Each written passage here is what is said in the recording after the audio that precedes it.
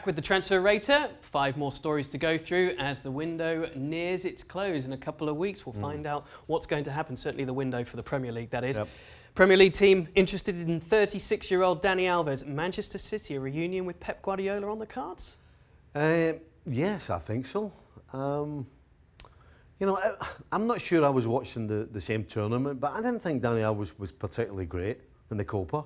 But everybody else seems to think he was. Yes, Brazil won the tournament, but I don't think he's the player he was.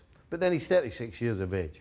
And so for him to go to City, you're basically looking for him to play in the FA Cup, to play in the League Cup. As you said, the connection with Pep, so there's not going to be any problems with him in the dressing room. He's going to be quite happy to be there. And he doesn't want to go and play for a run-of-the-mill team where he's going to have to defend for 80 minutes out of 90. He can come to Man City and just play on the other side of the half, pretty much, as much as he likes. So this absolutely makes sense, and a whole lot of it is to do with the connection between Alves and Guardiola. Maybe like a year deal, 2-year deal, something like that? Absolutely. Okay. Neymar to Juventus. This makes absolutely no sense to me whatsoever. Neymar went to PSG because that's where he wanted to go, and PSG were happy to come up with the incredible amount of money that they did because of that. Juventus, it would cost them an arm and a leg to get him, and you're going to try and get somebody who doesn't want to actually go to you. He actually wants to play for another team in Barcelona. I mean, it makes no sense. Where is he going to play? Again, where's he going to play? If he plays, and as far as the money's concerned, Juventus would have to offload. It seems to me his choice is going to have to primarily be motivated by football reasons, i.e. a return to form. And I can't see that particularly working out. No, not at all. It makes no sense. Yeah. Moise Kean, Juventus looking to raise some funds for their attacking moves. To Everton, this is an interesting one because they're talking about Juve wanting to insert a buyback clause maybe for not 1 year but 2 years. Which is the only reason why you would let him go if you're Juventus. He's a young player, he's 19. There is a huge potential there. He's not quite yet at the level that Juventus need, considering what their goals are. Their goals are the Champions League. So he's not quite there yet. So for them, it makes sense.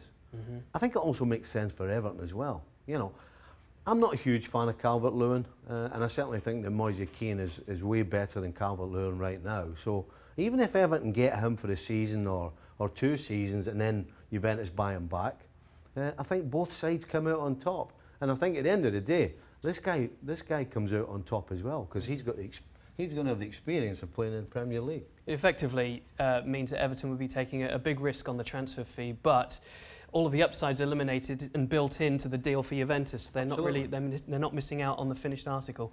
Paulo Dybala to Manchester United when he wants to stay. Again, I don't think this makes any sense. You've got Sanchez, who's going absolutely nowhere because of the amount of money. He did show some form in the Copa, so if you're a United fan, you're hoping that he takes that into the Premier League season. And so Dybala, for me, makes no sense. Okay. I think Solskjaer's going to play with 2 up front, and so it's going to be either, if he signed, it would be either Sanchez or Dybala, and you ain't having one of those 2 guys sitting on the bench. Danny Rose to Barcelona. They're talking about 20 million. They've let one fullback go, Tottenham. Pochettino seems to be in the middle of a defensive rebuild. Why would Danny Rose go from playing in the Champions League final to sitting on the bench at Barcelona? Because that's all this would be. Jordi Alba. Barcelona right now needs somebody who can take the pressure off Jordi Alba because he pretty much plays every single game regardless. And even he runs out of legs towards the end of the season. So for Danny Rose to go to Barcelona, he would have to be accepting a bit part. And why would he do that? He's pretty much just solidified himself at left back. Ben Davies plays for Rose whenever he needs a break.